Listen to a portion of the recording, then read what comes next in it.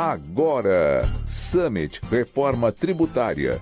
Regulamentação e competitividade no setor de comércio e serviços. E o futuro das fintechs no novo cenário. Oferecimento FCS, Frente Parlamentar de Comércio e Serviços. UNEX, União Nacional de Entidades do Comércio e Serviços. Abranet, Associação Brasileira de Internet. Abipag, Associação Brasileira de Instituições de Pagamentos. Patrocínio ABBT, Associação Brasileira das Empresas de Benefícios ao Trabalhador. Parceiros, Rádio Bandeirantes, Band News FM e Correio Brasiliense. O Brasil pulsa no ritmo do comércio e dos serviços. Um setor que movimenta a economia, transforma cidades e conecta milhões de brasileiros todos os dias. Com presença em todos os cantos do país, esse setor é responsável por mais de 60% do PIB nacional, uma engrenagem essencial para o crescimento do Brasil. São 33 milhões de empregos com carteira assinada, o equivalente a toda a população da Austrália e de Portugal trabalhando no comércio e serviços no Brasil. Muito mais que números, é um setor que gera dignidade, oportunidade e futuro. Para garantir um ambiente de negócios saudável, o setor conta com uma frente atuante e respeitada, a Frente Parlamentar de Comércio e Serviços, a FCS. Liderada pelo senador Efraim Filho e deputado Domingos Sávio, a FCS é a terceira maior frente do Congresso e conta com quase 200 parlamentares que atuam juntos em defesa do empreendedor brasileiro do setor de comércio e serviços. Lado a lado dessa atuação política está a UNEX, União Nacional de Entidades do Comércio e Serviços. Criada em 2014, ela é a inteligência que articula, une e impulsiona o setor. Já são muitas vitórias. Da reforma trabalhista e tributária à regulamentação da gorjeta, do cadastro positivo à aprovação da Cesta Básica Nacional de Alimentos isenta na reforma tributária. A UNEX reúne 8 das maiores entidades empresariais do setor. A ABAD atende mais de 1 milhão de pontos de venda no Brasil. Abras representa mais de 420 mil estabelecimentos do varejo alimentar. Abrazel impulsiona bares e restaurantes em todos os municípios. A FRAC lidera o segmento de tecnologia para o comércio e serviços no país. A Namaco conecta mais de 160 mil lojas de material de construção. CACB representa mais de 2 milhões de empresários. CNDL representa 1,4 milhão de pontos de venda em todo o país. GS1 Brasil conecta mais de 60 mil empresas à eficiência global. Juntas, essas entidades representam todos os elos do comércio e dos serviços. São a base da economia, de quem acorda cedo, investe, gera emprego e faz o Brasil acontecer. Para ter uma ideia da força da UNEX, de cada 10 vezes que um cartão é passado no Brasil, 6 a 7 estão ligadas a empresas que fazem parte da UNEX. A UNEX é a voz que representa. A FCS é a força que conquista. Juntas, são a certeza de um futuro onde quem trabalha tem a oportunidade de prosperar.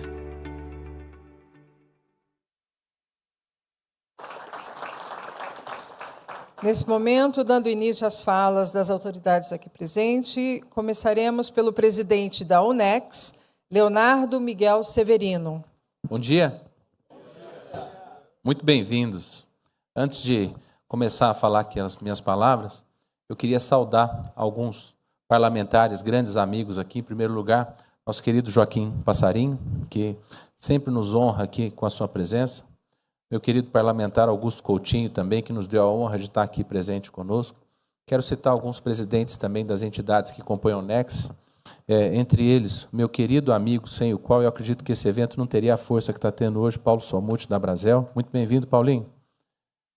Nosso querido Dr. Anderson que trouxe todo o conteúdo aqui para que esse evento também tivesse o brilho necessário. Quero saudar também o Cássio. Cadê o Cássio? Cássio, bem-vindo aí. Mais uma entidade também, a Anamaco, uma entidade muito forte que acompanha o NEX. Bom, senhoras e senhores, muito bom dia. É com grande satisfação que declaro aberto o Summit da Reforma Tributária, uma iniciativa que nasceu durante o mandato à frente da UNEX, com o apoio incondicional das 8 entidades que integram a União e que se concretiza em um momento crucial para o nosso país. O Brasil vive uma fase decisiva, na qual a regulamentação da reforma tributária vai definir os contornos de um novo sistema. Trata-se de uma oportunidade histórica para corrigirmos distorções de décadas e avançarmos rumo a um modelo mais justo, simples e eficiente, capaz de destravar o crescimento econômico e fortalecer mais ainda o setor produtivo. Neste contexto, a União Nacional das Entidades do Comércio e Serviços reafirma seu papel estratégico. Somos um setor que representa a espinha dorsal da economia brasileira, responsável por grande parte da geração de empregos, pela movimentação da atividade econômica e por garantir o abastecimento e a competitividade em todas as regiões do país. No entanto, sabemos que a carga tributária excessiva e a complexidade do sistema têm há anos penalizado nossas empresas, especialmente as micro e pequenas, que enfrentam diariamente enormes desafios para sobreviver e prosperar.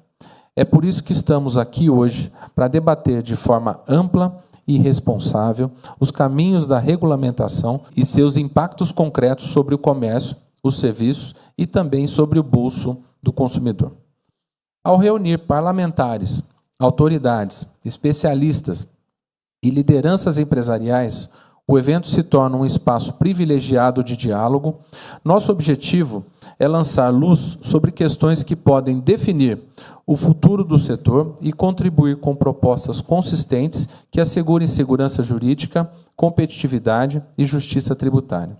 Tenho convicção de que juntos poderemos avançar para construir um ambiente de negócios mais saudável, em que empreender não seja um ato de resistência, mas uma escolha de futuro. Quero agradecer a todos os presentes, aos nossos parlamentares e a cada entidade que integra a UNEX pela confiança e união em torno deste propósito. Que este encontro seja um marco no caminho da reforma que o Brasil precisa e merece. Muito obrigado e um excelente evento a todos. Vamos agora ao último painel da manhã, que concentra o debate no setor de comércio e serviços. O tema é transição e segurança jurídica. Para compor esse painel, convido à frente o nosso mediador, o jornalista Carlos Alexandre de Souza, ele que é editor de Política, Economia e Brasil do jornal Correio Brasiliense. Nossos painelistas, Edgar de Castro, presidente da AFRAC, Associação Brasileira de Tecnologia para Comércio e Serviços. Gilberto Alvarenga, advogado e assessor jurídico da Anamaco, Associação Nacional dos Comerciantes de Material de Construção. Bernard Api, secretário especial da Reforma Tributária no Ministério da Fazenda. E o senador Isalci Lucas, do PL do Distrito Federal. E, sem demoras, eu passo a palavra para Carlos Alexandre de Souza, que conduzirá esse painel conosco. Bom dia a todos. Agradeço a presença de todo mundo que está participando aqui desse evento sobre reforma tributária. Não vou me estender, porque, afinal de contas, quem tem que falar são os convidados aqui. Eu gostaria de passar a palavra para o senador Isalci Lucas, porque muitas das questões que foram tratadas aqui, que dizem respeito à transição e à segurança jurídica, né, também dizem respeito ao trabalho que está sendo desenvolvido e muita expectativa que tem no Senado. Portanto, eu gostaria muito de saber a sua opinião, Isalci, até para o senhor falar aqui também do sentimento, do que está se esperando ali no Parlamento sobre esses pontos que foram levantados aqui. Sim. Já faço, então, a questão da transição. Bem, eu fui convidado pelo Domingos, na sexta-feira, achei que preparei aqui uma apresentação, uma palestra, né? Depois aqui fui surpreendido que é apenas uma fala. Mas é evidente que esse tema de transição e segurança jurídica, a gente precisava ter um especialista aqui, viu, Domingos, de reforma tributária, mas um tributarista que enxerga, né, em cada vírgula os problemas. Mas a segurança jurídica, essa transição, ela teve algumas preocupações, né, em função da complexidade da demanda. Então, nós temos aqui que proteger o contribuinte de um aumento brusco. Então, essa é uma preocupação que foi levantada, né? Até porque o governo disse que teria neutralidade. Então, a gente tem que ter muito cuidado para não ter aumento brusco com relação a isso. A questão dos contratos antigos, que tem que ser ajustados, né? Contratos que foram celebrados com o setor privado e também entre o governo e a empresa. Disciplinar também a redução gradual das alíquotas dos incentivos fiscais, que é um desafio grande com relação a isso. Garantir também o aproveitamento dos créditos tributários ainda não compensados. Essa é uma dúvida que a turma ainda tem com relação a isso. Compensar eventuais reduções no montante a serem entregues na União com relação ao Fundo de Participação de Estado, de município e também o IPI de exportação, além dos fundos do Norte, Nordeste e Centro-Oeste. Além de evitar a descontinuidade do nível de arrecadação. Essa é uma preocupação do Barreirinha aí, né? O Barreirinha não vai deixar, né, reduzir absolutamente nada. Bem, vocês já conhecem a transição, né? A partir de 2026 agora, né, a gente já teria de começar a recolher, vamos dizer assim, mas está dispensado se atender às obrigações acessórias, de acordo com a resolução da Receita Federal. Então, pode ser que comece mesmo para valer a partir de 2027. É evidente que se falou aqui de a nota fiscal, já está colocado aqui, mas eu acho que a gente vai começar para valer em 2027. O CBS funcionará plenamente a partir de 2027 e o IBS gradualmente, com aquelas reduções que vão acontecer a partir de 2029, né? 10%, 2030, 2031, até 2033. Então, é uma transição que praticamente 10 anos que nós estamos discutindo isso, e que, de fato, nós vamos ter dois modelos, né? O atual e o novo. Então, tem que ter muita preocupação. A questão da alíquota de referência, né, que o Senado vai decidir, o API lembrou muito bem aqui, né? Completada a transição, a alíquota de referência do CBS e a alíquota do IBS, em 2034, 2035, vai ser a mesma de 2033. Agora, durante a transição, o Senado fixará as alíquotas de referência para o IBS e CBS, com base na proposta oriunda do Poder Executivo e com os cálculos do Tribunal de Contas. Então, cada esfera da federação terá uma alíquota de referência por validade de um ano. Então, nós vamos falar aqui um pouquinho sobre essa preocupação nessa transição. Bem, a metodologia utilizada para calcular as alíquotas terá como objetivo manter inalterada a carga tributária. Esse é o objetivo. Então, cada esfera, a federação, a alíquota de referência deverá reproduzir a receita da União, dos estados e dos municípios. Quais são os pontos de tensão com relação à segurança jurídica disso aqui? Primeiro, a multiplicidade de órgãos envolvidos na fixação dessas alíquotas, né? Ou seja, o Comitê Gestor, o Poder Executivo Federal, o TCU e o Senado. Então, divergências metodológicas, atraso de interpretações, né? Esses critérios, né, diferenciados podem gerar realmente uma instabilidade normativa, especialmente em decisões técnicas, se forem contestadas, porque os advogados vão contestar tudo, né? Então, a gente tem que ter muito cuidado com relação a essa questão. Então, em um período que exige estabilidade para adaptação desse novo modelo, a fragmentação decisória tende realmente a ampliar aí a insegurança e dificultar a previsibilidade das regras. Então, essa é uma tensão, uma preocupação que nós temos que ter. Em um cenário de mudanças econômicas constantes, que é o que nós estamos vendo agora, a cada 37 dias tem uma mudança na legislação, a utilização de parâmetros históricos para projetar a arrecadação futura, pode gerar distorções bastante relevantes. Então, isso afeta diretamente a previsibilidade da carga tributária suportada pelo contribuinte e pelos entes federativos. Então, tal desconexão entre a projeção e a realidade arrecadatória pode fragilizar o planejamento econômico e violar principalmente o princípio, não é, constitucional da não surpresa, expondo aí o período de transição a litígios e questionamentos sobre legitimidade nos ajustes anuais. A segurança jurídica na tramitação dependerá não apenas da letra da lei, mas da capacidade dos órgãos envolvidos de adotar critérios claros, estáveis, isonômicos, que preservem, de fato, a confiança legítima e que garanta a previsibilidade dos agentes econômicos. Então, são alguns pontos que a gente precisa refletir. Haverá uma avaliação quinquenal. Então, a cada 5 anos, o Poder Executivo vai reavaliar isso. Inclusive, no caso de instituições e empresas do regime diferenciado, ou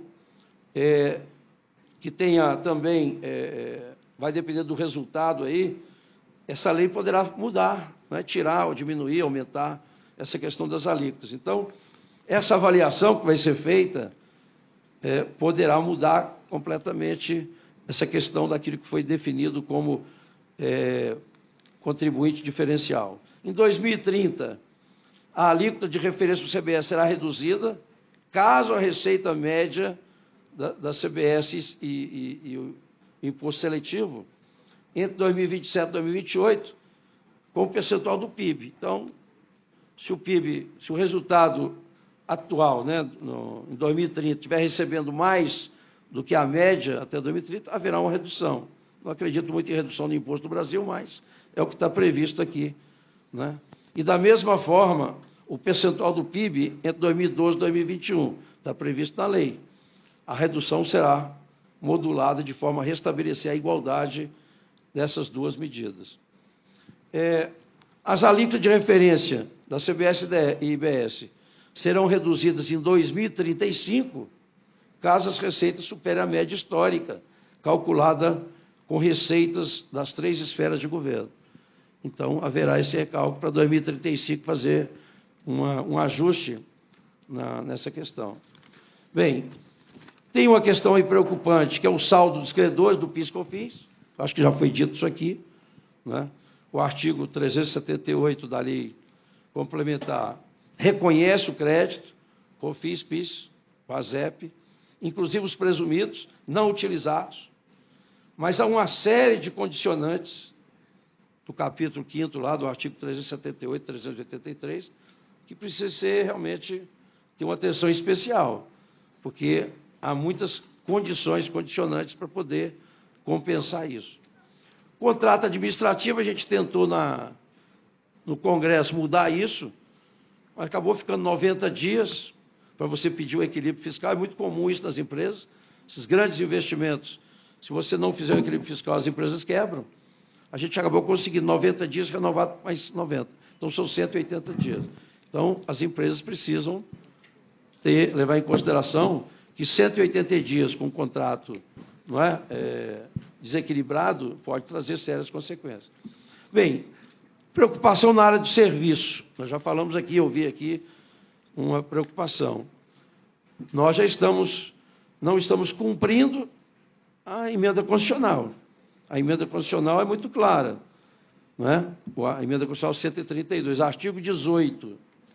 O Poder Executivo deverá encaminhar ao Congresso Nacional projeto de lei da reforma sobre a tributação da folha.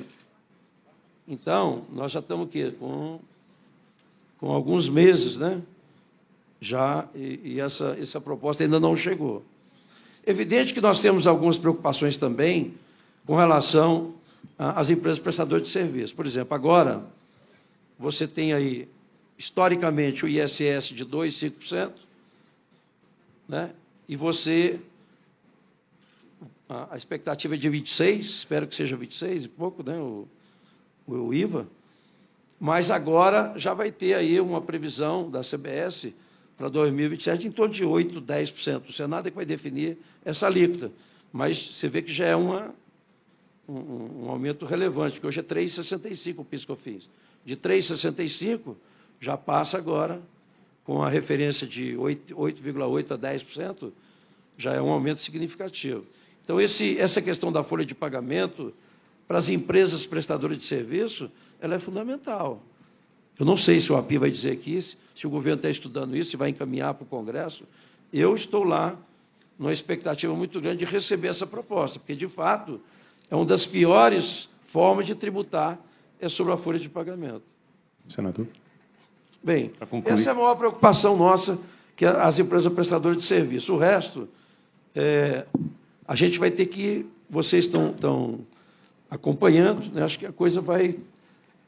Eu vi aqui falando que foi mandado para o Congresso uma emenda no 108 para corrigir o 214, né, a lei complementar, de fato distorce um pouco e até prejudica a agilidade lá de votação do 108. Então, eu acho que ele tem que apresentar, meu Domingos, imediatamente, pegar todos esses problemas que estão ocorrendo e a gente tentar fazer um projeto rápido para aprovar, para a gente corrigir a própria lei, e não tentar aprovar agora no 108 e acabar atrasando, né, a conclusão. Mas eu vou cumprir no sentido de cobrar isso, vou cobrar isso hoje, inclusive, do Eduardo. Eu não sei nem por que está meio parado isso, já deveria estar realmente mais avançado, né? Mas eu assumo o compromisso aqui de cobrar hoje lá na CCJ a aprovação disso aí. Tá bom? Muito bem. Muito obrigado, senador, pelas suas palavras. Passo agora o microfone para Edgar de Castro, presidente da Associação Brasileira de Tecnologia para Comércio e Serviços. Por favor. Maravilha. Obrigado. Bom dia a todos.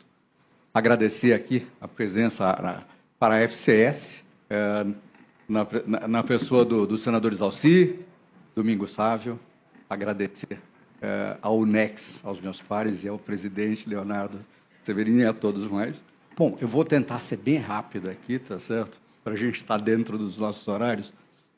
A FRAC é uma entidade que representa as empresas de tecnologia para comércio e serviço. A gente está falando da última milha, ou seja, quem está fazendo essa preparação toda para implementação nesse momento de transição. Então, a gente está falando, por exemplo, empresas de software, softwares de ERP, softwares de terminais, pontos de venda, softwares de middlewares fiscais, que são plataformas que fazem todas essas transações, elas facilitam para os ERPs a emissão desses documentos fiscais, guardas e etc. Para vocês terem uma ideia, embora exista um número muito grande de empresas, em torno de 4.500 empresas de tecnologia, a FRAC, ela representa, obviamente, a curva maior, e 84% das transações do varejo passam pelos nossos sistemas e 92% das transações de pagamento passam pelos sistemas desses nossos associados. Então, a FRAC ela já tem esse objetivo de fazer toda essa preparação desses dados para esse pessoal que está trabalhando agora na preparação desses dados. Como? A FRAC tem uma participação forte no INCAT, que na realidade, é o encontro dos coordenadores de administração tributária, quem define as plataformas fiscais, no CONFAS, no GT20, o meu amigo Bernardo Api, tá certo? Que é quem define o split payment.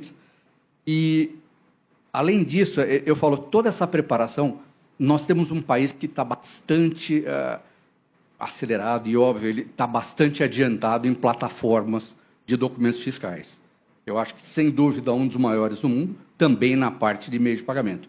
E isso, acho que entra em acordo, inclusive, com muito dessa segurança jurídica, tá certo, que a gente consegue passar, e, inclusive, abrir novos campos. Exemplo, a gente fala de ESG. As empresas que hoje necessitam ter informações sobre ESG, principalmente em bolsas, etc., elas podem, sim, extrair dados exatamente dos documentos fiscais, para criar os reportes que são necessários para cada uma, enfim, para cada país que regula essas informações. Bom, a participação tecnológica, a gente tem feito uma pavimentação em paralelo a isso. Quando a gente fala de split payment, a gente está falando de uma integração de pagamento, de meios de pagamento com a emissão de documentos fiscais. Então, a FRAC tem participado ativamente junto a estados que já estão legislando isso, ou seja, isso é uma pavimentação para o split payment, que ele basicamente se apoia em plataformas de pagamento digital. Temos um grande desafio aí, que é a agenda a partir de 1º de janeiro de 2026, e que muitas das informações ainda estão sendo preparadas, as notas técnicas. Até gostaria de agradecer aqui ao Flores e à Receita Federal, porque nós indicamos empresas para participar agora da segunda fase do piloto, tá certo? E o Flores as recebeu prontamente, tá certo? Eu acho que isso é importante, porque a gente consegue repassar isso para todos os demais. Essa participação é muito importante. Existem ainda algumas... A gente tem uma preocupação grande, que eu acho que a gente pode depois conversar, que é a liberação dessas plataformas, vamos dizer, das plataformas de documento, agora em outubro de 2025. Ainda temos notas técnicas sendo apresentadas, e a gente precisa rapidamente ter isso, vamos dizer, de conhecimento dessas empresas, para que elas possam preparar, passar para as demais. Na FRAC a gente tem um comitê de reforma tributária ligado aos grupos de trabalho, então a gente tenta preparar a todos, obviamente tem alguns com a participação maior, mas a ideia, a gente centraliza essas informações para que a gente possa dar continuidade. Eu até vou fazer o seguinte, eu vou passar os meus 3 minutos finais para que a gente possa discutir e aproveitar a presença do API, e só para colocar um ponto, o API a gente já participa, eu já participo em ações que ele vinha fazendo no CECIF, que era, na realidade, quem começou a preparar essa reforma, e lá na GV, tá certo? Participávamos de reuniões, que a gente brincava, reuniões às quartas-feiras, às 7h30 da manhã, tá certo? Então, desde lá a gente já vem se preocupando com esse item. Mas vou agradecer a todos.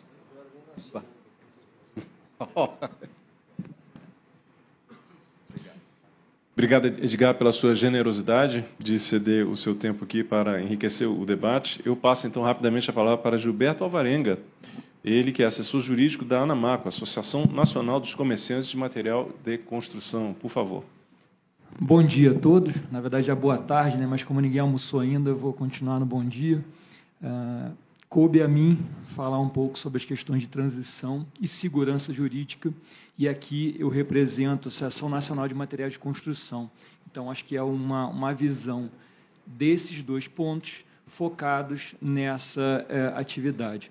Primeiramente, eu acho que, e aí falando isso ao lado aqui do secretário API, com Flores, o Barreirinha esteve aqui, eu acho que a reforma tributária e as propostas colocadas são propostas muito eficientes. A gente não conseguiu o ótimo, mas conseguiu o bom, né? Eu acho que o consenso vai convergir para o bom, mas, ao mesmo tempo, eu acho que algumas questões precisam ser ajustadas. E uma das questões, por exemplo, a gente está migrando para um sistema não cumulativo, por princípio, e essa não cumulatividade, e a gente já conversou em algumas questões com relação a isso, em algumas situações com relação a isso, no Simples Nacional, por exemplo, a gente vai migrar de uma alíquota de 3%, 4% em algumas situações, cumulativa, eu bem sei, mas para uma alíquota de, vamos botar aqui para fins didáticos, 30%. Então, a gente vai migrar de 3% para 30%. Então, o que vale mais a pena? Um regime cumulativo com 3% ou um regime não cumulativo com 30%? Se vocês perguntarem ao ChatGPT, ele vai responder que você tem que ter uma base de crédito de mais ou menos 90%, para que uma questão se compare à outra. Dificilmente uma atividade, e aí eu puxo para a questão dos serviços, a gente vai ter essa quantidade de créditos, e lembrando que a folha de pagamento, senador Exaustir, não dá crédito, e ainda, é um ponto já colocado aqui, os acessórios à folha de pagamento, os benefícios concedidos aos empregados, além de não darem crédito todos eles, a gente já tem algumas limitações, e lembrando que a questão do acordo e convenção coletiva não é para qualquer item, e acho que esse é o grande erro da legislação. Se fosse para qualquer item, qualquer concessão ao empregado seria benéfico, mas apenas aqueles itens, como saúde, educação, aqueles itens enumerados de forma taxativa na legislação. Então, a gente tem aqui uma grande dificuldade com relação a isso. E aí, soma-se a isso uma outra questão, que é a nossa carga tributária, muito embora se diga que algumas atividades pagam mais e outras pagam menos, ela é alta. A gente, comparado aos nossos pares, e comparando com a América Latina, Estados Unidos, a nossa carga tributária é percentualmente 10% maior que os nossos pares. Então, mais uma vez aqui, muito me preocupa essa questão, e esse diálogo com a Receita Federal é muito importante, mas para isso a gente precisaria de dados. E a sociedade civil, ela não tem acesso a essas informações e esses dados, então vai aqui o meu apelo para que a gente possa propagar essas informações e ter esses dados. Mas passadas as provocações iniciais, que certamente serão reprimidas na fala do secretário Apira aqui no próximo momento, coube a mim, então, colocar algumas questões afetas à construção civil, ao setor imobiliário e aos materiais de construção, e a transição e a segurança jurídica nesses setores. Então, assim, o primeiro ponto é que a gente vai ter, a operação imobiliária, ela vai ser repensada em vários prismas. A gente está trocando uma atividade que não tinha tributação de ICMS nem ISS, tinha tributação de PIS/COFINS, quando desenvolvida por pessoas jurídicas, e mesmo assim, de forma majoritária, no regime cumulativo, dando um crédito de 9,25% e pagando uma alíquota de 3,65%, por uma atividade que vai ser agora não cumulativa e tributada. Então, acho que o investimento no setor imobiliário, ele vai, de certa forma, ser repensado. Não estou aqui falando que vai ser melhor ou pior, eu acho que cabe ao setor fazer essa análise. Um outro ponto é que a gente vai passar a verificar algumas questões de estimativa de base de cálculo, que eram muito comuns no ITCMD, no ITBI, para toda a operação imobiliária. Então, a gente, a partir de agora, vai ter essa modificação, e a legislação vai trazer o cadastro único, mas a gente não pode esquecer que, no finalzinho do dispositivo, existe aqui, sendo analisadas as características gerais do bem. A gente traz um caráter de subjetividade muito grande aqui para a fiscalização. Um outro ponto é que, muito embora a gente fale aqui em alíquotas de 26,5%, 28%, 30% ou menores do que isso, a gente não pode esquecer que cada município, cada estado, a eles sobraram apenas um ponto da sua independência, do seu pacto federativo, que é estipular as suas alíquotas. Então, não nos é possível, nesse momento, garantir que teremos 26,5%, porque o Estado do Rio de Janeiro pode ter uma alíquota, São Paulo pode ter outra, a capital do Rio de Janeiro pode ter uma alíquota, a capital de São Paulo pode ter outra, e isso pode convergir para alíquotas maiores ou menores, então a gente não consegue ter esse parâmetro a partir de agora. E aí, um ponto aqui que eu acho que é importante é que, na operação imobiliária e da construção civil, a gente teve um tratamento muito razoável de reduções das alíquotas em 50% ou 70%. Mas um ponto importante ficou de fora, senador Exaustir. O insumo da construção civil, ele não vai ter um tratamento desonerado como tem hoje. Então, a gente vai ter aqui, numa transição, a perda de certos benefícios. Vejam, Eu não estou falando que isso é melhor ou é pior. Isso é uma questão de fato. Hoje, muitos estados colocam na sua cesta básica itens de construção civil. A partir dessa transição, isso não vai mais acontecer. Então, o cimento, o tijolo, e aí eu estou falando aqui de itens básicos da construção civil, eles vão passar a pagar uma alíquota normal. Itens que hoje são desonerados vão passar a ter uma alíquota normal. Isso serviria e seria muito eficiente se fôssemos um país mais desenvolvido do ponto de vista habitacional, mas, infelizmente, não somos. E acho que isso vai criar uma grande dificuldade.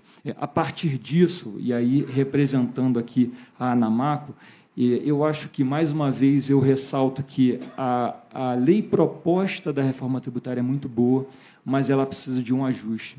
Um desses ajustes é uma proposta que a Anamaco tem e que vai ser entregue hoje ao deputado Domingos Sávio, a quem eu saúdo aqui, e saúdo a todo o Legislativo, na pessoa do deputado Domingos Sávio e do senador Exalci, uma proposta de reequalização dos materiais de construção, para que a gente consiga, e veja, não é uma proposta direcionada à Anamaco, ao revendedor do material de construção, mas a todo o setor habitacional, de que a gente tenha minimamente uma alíquota reduzida em 60% para essa atividade e para esse insumo que ele converge com o direito constitucional da habitação. Muito obrigado a todos, um bom dia.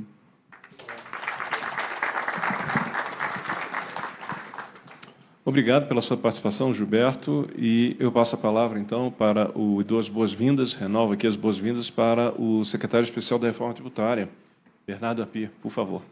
Bom, bom dia a todos. Eu queria agradecer o convite, cumprimentar o senador Exalci em nome dele e todos os participantes da mesa, o deputado Domingos Sávio em nome dele e todos que estão assistindo aqui.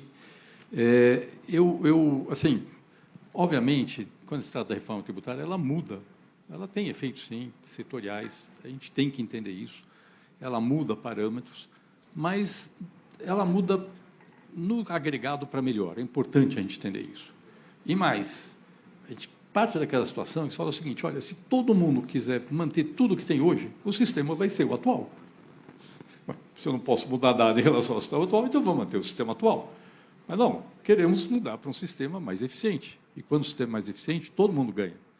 Nós vamos ter um sistema que vai ser mais eficiente, vamos ter um sistema que vai ser muito mais transparente, as pessoas vão saber quando estão pagando tributos, as pessoas vão falar, a alíquota de 26,5%, 28% é muito alta. Não, a gente paga muito mais que isso hoje, só que não sabe. Essa é a diferença, senador. A gente está pagando e não sabe, agora nós vamos saber quando estão pagando.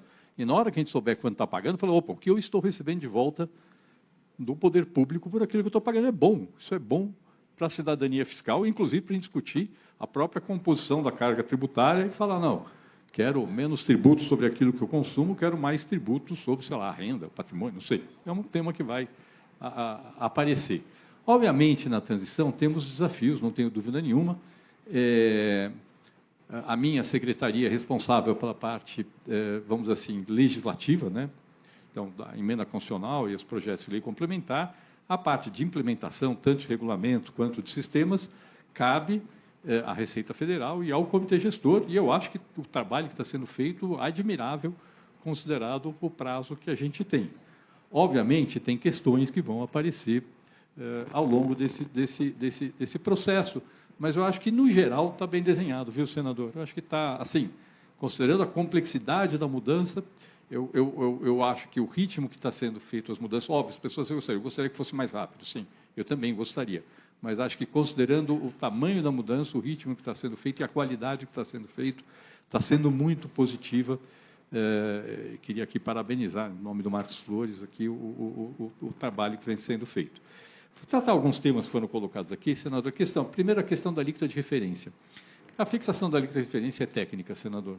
Óbvio, assim, vou dizer assim, a primeira fixação, a gente vai ter um pouco menos de segurança, porque a gente vai ter que usar dados passados para poder projetar a alíquota futura, mas a partir do segundo, terceiro ano, com certeza, a gente vai ter uma base de dados impressionante com os documentos fiscais eletrônicos, agora ampliando para toda a atividade, vai ter documento fiscal eletrônico, quem não emite hoje vai ter que passar a emitir. Nós vamos ter uma base de dados impressionante para poder calcular com muita precisão qual vai ser, qual é a alíquota que mantém a carga tributária como proporção do PIB. Então, desse ponto de vista, falar, olha, ok, tem os primeiros anos, talvez tenha um pouquinho mais.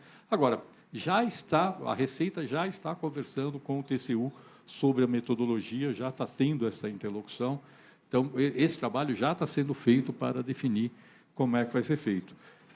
Inclusive, a gente vai ter tanto dado, viu, Edgar, que, a rigor, a gente vai ter capacidade de calcular pelo menos o PIB formal do país por dia, pela quantidade de dados que a gente vai ter gerado por esses sistemas que vêm da reforma tributária. Então, assim, eu não acho que tenham muitos órgãos, não, senador. Assim, eu entendo que o trabalho técnico vai ser feito pela Receita Federal, Comitê Gestor, e pelo TCU, e o Senado tem que ratificar um trabalho técnico que está sendo feito dentro. A questão da avaliação quinquenal é uma avaliação quinquenal não impõe nada. Ela simplesmente fala, é uma avaliação técnica, está funcionando ou não está funcionando aqueles N exceções que foram criadas na reforma tributária. Dá uma alíquota menor para o setor X, está sendo efetivo ou não está sendo efetivo? Acho bom. A partir daí, o Congresso Nacional vai reavaliar se acha que deve ter alguma mudança ou não ter alguma mudança. Inclusive, em 2031, vai ter que ser feita, caso a projeção seja de que a alíquota de referência seja, no final da transição, maior do que 26,5%, o Poder Executivo vai ter que mandar um projeto que, no fundo, não tem muito o que fazer, senão reduzir tratamentos favorecidos, porque é a única forma de reduzir a alíquota de referência, que, se for aprovado na forma como está, ou com mudanças pelo Congresso, vai garantir uma alíquota mais baixa. Mas, pelo menos, essa é a grande vantagem, senador. A gente tem transparência agora e vamos fazer um debate transparente. Eu quero pagar menos, então vocês todos aqui, os outros, vão pagar mais. Está todo mundo de acordo? Fala, não, eu não. Opa, vamos pensar isso aqui melhor. Eu acho que esse é o ponto importante. Com relação à questão dos serviços de aumento de carga, senador, a questão é a seguinte, serviços que estão no meio da cadeia vão ser beneficiados. Serviços que estão no meio da cadeia, hoje pagam, por exemplo, ISS, não dão crédito. Vão passar a dar crédito integral do IBS e da CBS. Pagam PIS/COFINS e geralmente não dão crédito. Vão passar a dar crédito no IBS e CBS. Aí tem os serviços prestados na ponta. Os serviços prestados na ponta, ou eles estão, os mais relevantes, como saúde e educação, já estão com a alíquota reduzida, que no fundo basicamente mantém a carga atual, na média, óbvio que aqui e ali tem uma diferenciazinha, e os outros são basicamente feitos por empresas do Simples. Então, sei lá, cabeleireiro. Cabeleireiro é quase tudo empresa do Simples, está certo? Então, acho que não tem, no fundo, não vai mudar. E esse é um ponto que eu queria falar, então, aqui, aproveitar para falar sobre a questão que foi trazida aqui pelo Gilberto, do Simples. Gilberto, não tem migração de uma alíquota de 3%, 4% para 30%. Me desculpe. A empresa do Simples, que está na ponta, mantém tudo como está. Se ela quiser migrar, se a empresa operar com uma margem muito baixinha, talvez valha a pena para ela migrar para o regime de débito e crédito. Mas das empresas do Simples, eu não tenho o número exato, mas assim, cerca de 80% são empresas que vendem para consumidor final, não estão no meio da cadeia. E essas empresas, para elas, não vai mudar nada, absolutamente nada. Empresas que estão no meio da cadeia, elas hoje não recuperam crédito e transferem crédito de ICMS só no valor do ICMS, geralmente, né, a regra mais comum entre os estados, no valor que for cobrado. De PIS/COFINS é uma bagunça, às vezes transfere, às vezes não transfere, de IPI não transfere crédito nenhum, e agora elas vão fazer a conta, vale a pena ou então não vale a pena. O que a gente viu, por exemplo, empresas, industriais que estão no meio da cadeia, o que elas não recuperam de crédito hoje é muito mais, é um valor muito, muito alto, e elas, no fundo, se optarem pelo regime de entrar no débito e crédito, vão ser beneficiadas. Então, no fundo, é uma opção da empresa. Ou fica como está. Não, mas a primeira faixa paga 3% a 4%, mas ela dá crédito 3% a 4% e não recupera crédito. Então, tem uma empresa do Simples, de manufatura, que paga 3% a 4%, não recupera crédito. Vamos supor que ela compre, sei lá, 40% do faturamento dela seja insumos, 50% insumos que ela adquire e não recupera crédito nenhum. Vem tudo tributado com ICMS, IPI, PIS/COFINS, não recupera crédito nenhum. E aí ela vai fazer a conta e fala, opa, vale a pena eu recuperar meu crédito aqui, que eu me torno mais competitiva, ou não. Vai fazer a conta e chega à conclusão de que não vale. Aí eu concordo que as entidades e os contadores, sobretudo, vão ter sim que apoiar bastante as empresas para fazer conta e avaliar se vale ou não vale a pena fazer. Foi colocado aqui que a folha não dá direito a crédito. Pessoal, crédito de BS-CBS é para recuperar o imposto que foi pago antes. Se foi pago o imposto antes, recupera na forma de crédito. Folha não paga IBS-CBS e, portanto, não dá crédito. É isso, esse é o ponto. O que é o crédito IBS-CBS? É para que aquilo que aparece de forma transparente na venda para o consumidor final corresponda à soma de tudo que foi recolhido ao longo da cadeia. País nenhum do mundo que tem IVA dá crédito de folha. Não existe isso. Outra questão, senador, é discutir, deve ter alguma medida, alguma redução. Nessa discussão que eu falei, vai ficar claro que o Brasil tributa muito duas bases, que são consumo e folha. E eu pessoalmente acho que tributa pouco duas bases que são renda e patrimônio. Vamos discutir aqui uma realocação da carga tributária? Acho bom, mas é uma discussão que tem que ser feita olhando tudo e não só olhando um pedacinho sem olhar o todo. Vamos tirar daqui e vou colocar para lá. Eu acho que isso vale muito a pena de ser feito. A questão de acordo e convenção coletiva, para que não seja bem de uso e consumo, na verdade não foi uma decisão nossa, não, foi do Congresso Nacional. Foi o Congresso que incluiu com essa forma a redação que foi colocada. E, finalmente, na parte de incorporação, a nossa conta é que, honestamente, com as reduções de alíquota que saíram, provavelmente, assim, mantendo o método construtivo atual, vai ficar meio no 0 a 0, e como o sistema induz a você usar métodos construtivos mais eficientes, então, usar mais estruturas pré-fabricadas, que hoje o sistema desestimula o uso de estrutura pré-fabricada, porque não recupera crédito, esse tipo de coisa, muito provavelmente o custo de construção, no geral, vai reduzir em relação à situação atual. Então, se quiser, eu gosto de fazer aposta, se quiser fazer uma aposta aqui de que a construção civil e a incorporação vai ter um desempenho muito bom na reforma tributária, após a reforma tributária, eu faço. Mas, assim, uma reforma de 10 anos para frente, a gente faz a aposta aqui. Eu estou seguro de que isso vai acontecer. Realmente estou seguro de que isso vai acontecer. E, finalmente, tem colocado a questão de a proposta, pelo que entendi, eles vão propor ter uma alíquota menor, pelo que entendi, que foi falado aqui, para material de construção. Pessoal, como eu falei aqui, se o setor de material de construção quer ter uma alíquota menor, todos os outros vão ter uma alíquota maior. Agora, não vem para mim dizer, olha, eu quero baixar a alíquota de material de construção e não quero ter uma alíquota maior que 26,5% na outra ponta. Aí, realmente, a conta não fecha, pessoal. Se a gente está mantendo a carga tributária, é uma decisão. Se eu quero tributar menos aqui, vou ter que tributar mais ali. Então, aí é a disputa dos setores como um todo. Tudo bem, alguns têm mais poder político, levaram vantagem, outros menos. O que não dá é para a gente discutir. Eu quero ter uma alíquota menor e ninguém paga a conta. Não é assim que funciona. E, graças a Deus, a reforma tributária deu muita transparência de que o meu setor quer uma alíquota menor, ótimo. Consequência é que todos os outros setores vão ter uma alíquota maior. Agora, não adianta dizer, olha, eu quero isso e não quero uma alíquota maior que 26,5% na ponta do outro lado, porque a conta não fecha. Então, a gente tem que entender que isso está tudo amarrado. As avaliações quinquenais, senador, vão permitir olhar isso e falar, olha, está bem calibrado isso aqui? Aquilo que esses aqui estão pagando de alíquota padrão, para alíquota cheia, compensa o fato desses setores terem alíquota menor? Eu acho que isso é muito legal, essa parte interessante da reforma tributária, que aquilo que não aparece hoje de forma transparente vai aparecer de forma muito transparente no novo modelo. Mas, no geral, pessoal, o ponto mais relevante é aquilo que eu coloquei no começo. Tem redistribuição setorial, sim, tem impactos setoriais, ninguém nega isso, mas, no agregado, o efeito é claramente positivo, porque a economia vai ser mais eficiente. E quem vai se beneficiar? Vai se beneficiar quem é eficiente. Hoje, a empresa que se dá bem é aquela que negocia um bom benefício fiscal. Na reforma tributária, a empresa que vai se dar bem é aquela que vai ser mais eficiente no seu negócio. Isso é bom para a empresa e é bom para o país, porque a gente seleciona quem é mais eficiente e tira fora quem é pouco eficiente, o que é bom. Porque quando a gente seleciona os eficientes, o eficiente cresce, o país cresce, todo mundo se beneficia. Eu acho que é isso. Obrigado. Deixa eu só, aproveitando o API, porque senão eu depois não consigo a resposta.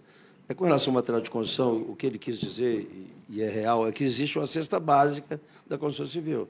esqueceram da cesta básica da construção civil na reforma. Então, agora só também com a emenda constitucional, que a emenda proíbe qualquer incentivo e tal. Mas o que deixou de ser colocado foi exatamente o que a cesta básica da construção civil. Eu só queria falar um pouquinho sobre a questão do sistema, né, que a gente, graças à nossa mudança lá, o split payment era para começar agora em 2026, já integral. Jogou para 2027.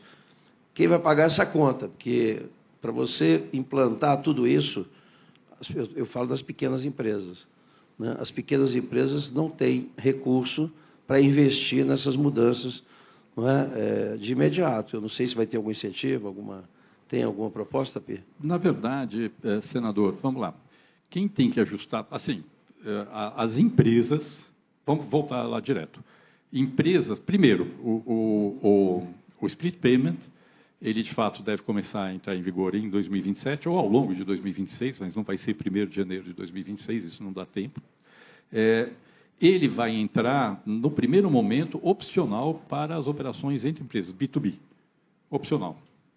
Nas operações entre empresas. E depois só que vai se estendendo para o resto. Ele está sendo montado para ser o mais simples possível. A parte do split payment, do ponto de vista da apuração, já está incorporada dentro do sistema de apuração. Vai ter débito extinto, como foi extinto, e inclusive split payment. O máximo que tem é incluir algumas informações na originação da emissão. Por exemplo, eu vou emitir um boleto, a empresa vai cobrar, vai emitir um boleto. Vai ter que incorporar lá a informação de IBS, CBS, o número do documento fiscal correspondente àquela operação. É isso só. Não tem nenhuma grande mudança. Na parte da apuração, o próprio sistema já faz isso. Já cruza o split payment com a emissão do documento fiscal e já traz isso tudo para a empresa bonitinho. Inclusive, isso é uma coisa importante.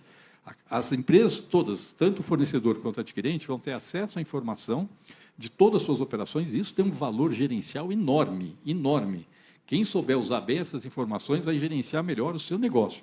Eu acho que é importante a gente entender que tem esse lado também. Do ponto de vista das pequenas empresas, não tem muito ajuste a ser feito, não. Tá? Das grandes empresas que emitem zilhões de notas fiscais, óbvio que vão ter que ajustar os seus RPs para poder fazer toda a geração de cobrança já com essas informações que saem, que são necessárias para fazer o split payment. Mas são informações relativamente simples. Vai ter investimento, sim, do ponto de vista do governo, tem lá e do ponto de vista dos participantes dos arranjos de pagamento, mas aí não do ponto de vista das empresas. Das pequenas empresas, acho que o investimento é muito pequeno. Nas grandes empresas, aquelas que emitem uma quantidade enorme de documentos fiscais, provavelmente sim. Sobretudo se for B2B, né? Se for para operação. Neste caso, sim, provavelmente vai ter que ter algum ajuste de sistemas mais relevante. Só uma ponderação, secretário. Eu acho que eu não fui claro, então, na minha explicação, se o senhor me permite. As empresas do Simples Nacional hoje, na primeira e segunda faixa, com relação a ISS, PIS e COFINS, por exemplo, elas pagam, vou botar aí 3%, 4%. Numa migração, elas pagariam algo em torno de 30%. Para que você tenha crédito suficiente que valha essa majoração da sua alíquota, os 40% de insumo no seu exemplo, por exemplo, não são suficientes. Você tem que ter 90% de insumo para você empatar numa operação. Essa é uma ponderação. E com relação ao setor da construção civil, o senador Exalci foi perfeito nessa observação. Hoje é um item que não tem um custo tributário alto, ele é desonerado. E a gente vai ter uma migração para oneração significativa desse item. São esses dois pontos. Bom, primeiro, volto a falar, quem vai migrar é quem está no meio da cadeia. Quem está na ponta não vai migrar e vai ficar tudo como está na empresa simples. A empresa simples presta serviço para consumidor final, que é o grosso das empresas de prestação de serviço do simples estão nessa categoria. Elas simplesmente vão ficar como está. A empresa simples está no meio da cadeia, presta serviço para um contribuinte do regime regular, ela fala, opa, eu posso até pagar uma alíquota mais alta, mas vou dar crédito integral e vou recuperar todo o meu crédito. Para ela, automaticamente, fica melhor do que o sistema atual. Com relação à questão da construção civil, o senador colocou bem. Falou, é uma opção política. Eu quero desonerar aqui, mas aí tem duas consequências. Uma das tem a consequência de falar, então, todo o resto vai pagar mais, porque eu quero desonerar isso. Essa é uma decisão política. Eu acho que esse é um ponto. E isso foi bom da gente trazer na reforma tributária, senador. Essa questão de falar, ok, Um setor quer pagar menos, os outros pagam mais. Na definição da emenda constitucional não entrou material de construção. Então, ok, não entrou, foi uma decisão política. Querem mudar no futuro? Podem mudar, mas entendam as consequências. Não existe almoço grátis. Na vida não existe almoço grátis, pessoal, vocês sabem disso, tá certo? Mas, na reforma tributária, às vezes as pessoas, quando discutem sistema tributário, acham que tem. Pois é, nem tem almoço aqui hoje, nem aqui tem almoço grátis, então, vê se pode. Exatamente. Aí o almoço ali, o almoço está oferecendo almoço grátis aqui. Então, assim, a gente está aqui, pessoal, na reforma tributária, às vezes as pessoas acham que no sistema tributário tem almoço grátis. Lógico que não tem, pessoal. No sistema atual, eu estou dando lá um benefício fiscal, todo mundo acha que ninguém está pagando a conta. Lógico que alguém está pagando a conta. É óbvio que está pagando a conta, porque para poder financiar as políticas públicas, eu dou um jeito de aumentar a carga tributária, e muitas vezes um jeito totalmente sem transparência. Tá certo? Então, eu vou lá, aumento a margem de valor agregado na substituição tributária. Estou tributando mais quem consome aquele produto. Ninguém sabe de onde veio aquele aumento de tributação, mas está lá. No fundo, eu estou pagando, entendeu? É assim que as coisas funcionam na vida de hoje. Secretário, falando em almoço, eu vou passar então a palavrinha aqui para o Edgar, rapidinho, porque o nosso tempo já passou muito aqui. Acho que um ponto importante, a gente está falando aqui dessas implementações todas, realmente, os contadores vão ter uma missão estratégica de definir ações para as empresas. E a gente está falando de uma migração de empresas, uma migração forte, do Simples para cá, para uma tributação e, enfim, toda uma documentação que é mais complexa do que eles têm hoje. Eu queria aproveitar esse gancho para falar nós, e aí como o NEX, encabeçado pelo senador Efraim Filho, desde a época da Câmara e também no Senado, a gente aprovou uma lei, a Lei Complementar 199, da simplificação digital das obrigações acessórias. Me assusta quando a gente fala, por exemplo, de documentos fiscais, e eu ouço falar que a gente vai ter um modelo de nota para água, um modelo de nota para gás, um modelo de nota para eletricidade, ou seja, a gente está ampliando, tudo bem que não vão ser as mesmas pessoas, mas nós vamos ter que preparar contadores para isso. Então, a ideia é, nós temos que ter uma simplificação digital realmente eficiente. E a gente tem uma lei, nós tentamos, inclusive, incluí-la na 214, tá certo? Eu acho que ela tem que ser bem observada agora, porque a gente, com certeza, 33 é um cenário longo. Se a gente conseguir daqui até lá simplificar alguma coisa e lá ter uma simplificação maior para uma nota fiscal Brasil ou algumas coisas nesse sentido, a gente vai facilitar. Inclusive na tributação, quando a gente fala de dar uma guia, tá certo, já pré-preenchida, isso é um dos objetivos, quer dizer, a gente ter isso também do lado do consumo e não só do imposto de renda. Era para complementar. Não, tá bom. A pré-preenchida está no consumo já, tá, pessoal? A apuração assistida, fechou o mês, já vai ter a sua declaração pré-preenchida. Se quiser fazer um ajuste, faça. Se não, não. Tudo documento fiscal eletrônico vai ser muito simples. Com relação aos documentos fiscais, a opção que foi feita foi, vamos usar os documentos que já existem hoje durante a transição. Eu não tenho dúvida, em 2033 vai ser um Big Bang. O problema é que só dá para fazer o Big Bang quando acabar o ICMS, sobretudo o ICMS e o ISS também. Então, se dá para fazer alguma coisa no meio do caminho, seria bom, acho sempre é bom tentar simplificar, mas a simplificação em 2033 está encomendada. Essa já está encomendada.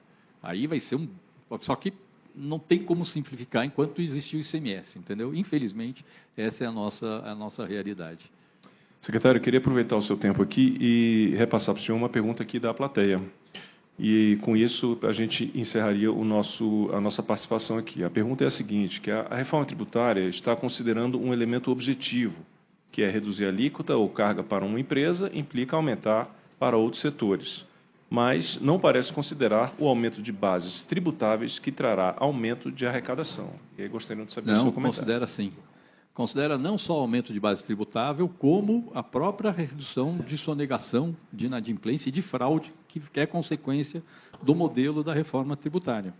Porque como as alíquotas de referência são calibradas, inclusive até 2035, na última revisão, em princípio até 2033, mas ainda com mais uma revisão em 2035, todo o efeito positivo do aumento da base, todo o efeito positivo da redução de sonegação e inadimplência que vem com o split payment, por exemplo, acabar, por exemplo, com nota fria, que é um problema enorme que a gente tem hoje, que não vai ter mais na reforma tributária, tudo isso se reflete numa alíquota menor, numa alíquota padrão menor, numa alíquota de referência menor, por conta da reforma tributária. Então, na verdade, todo esse efeito de aumentar a base, de fechar brechas para sonegação e inadimplência que vem com a reforma tributária, beneficia os bons pagadores. Já está, isso já é estrutural dentro do modelo, porque isso já está incorporado dentro do modelo. Então, eu acho que isso é muito positivo, na verdade. Então, não é verdade, não, de que não tem esse efeito. Esse efeito já está incorporado dentro do modelo da reforma tributária. Muito bem, eu agradeço demais a participação de vocês aqui. Com isso, a gente encerra o nosso painel. Passo a palavra para a Andréia, por favor. Obrigada aos nossos painelistas, por gentileza.